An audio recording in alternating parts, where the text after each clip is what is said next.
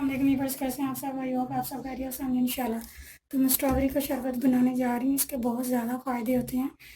एक तो इससे आपके खून में जितने भी गंदे मादे होते हैं इससे ख़त्म हो जाते हैं और आपका खून साफ़ हो जाता है। और इससे आपका जिगर और मैदा वाश हो जाता है और आपका खून भी इससे वाश हो जाता है। इसके अलावा भी इसके बहुत ज़्यादा फ़ायदे हैं। तो इसमें मैंने 2 गिलास पानी डाले, ठंडा यख पानी है, और इसके अंदर मैंने ये स्ट्रॉबेरी डालूँगी और साथ ही मैं ये 4 चम्मच चीनी डाल रही हूँ। थोड़ा सा 1/4 टेबल स्पून नमक डालूँगी मैं, 1/4 से भी कम है।